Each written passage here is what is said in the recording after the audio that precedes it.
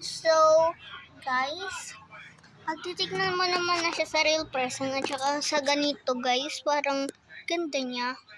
Kaso nga ang problema, si mama ko lagi nang lagay dito ng mga pagkain ko.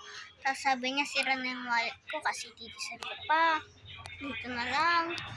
Tapos nga lang, ano din guys, wala kang free shipping ata kasi parang lagpas na ako sa 70 na sa 80 na ako ata, malapit na ako sa 80. Ay, lagpas na ako sa 80.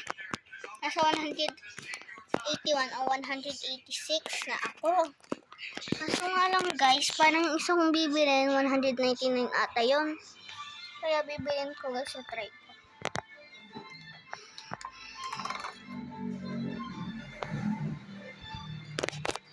Eh, hala, nakakatakot.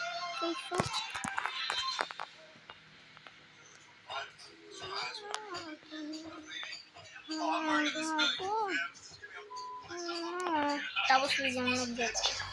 Tapos biglang gumalaw siya. Nakita niyo guys? Para mga...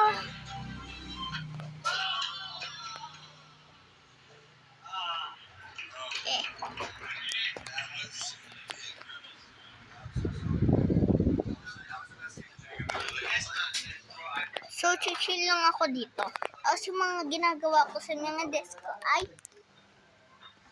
you can draw, you can pack a fake order, you can do a real order, and you can design your journalist, and you can DIY, you can cut, and you can open your English ko lang guys.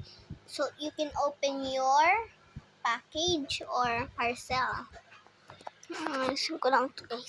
Ay, by the way, itong pink na may mga gems, di ba nandiyan dyan, i-stock dapat sila. Kaso nga lang, pangit yung mukha. Kaya ninipat ko na lang.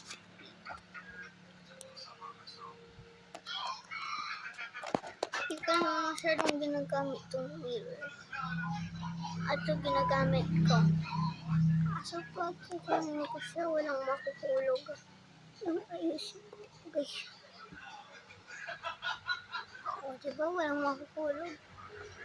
Ito yung pinaka-ginagamit ko. Kasi pinaka-gagamit ko din. Yung isa kong video, sabi ko,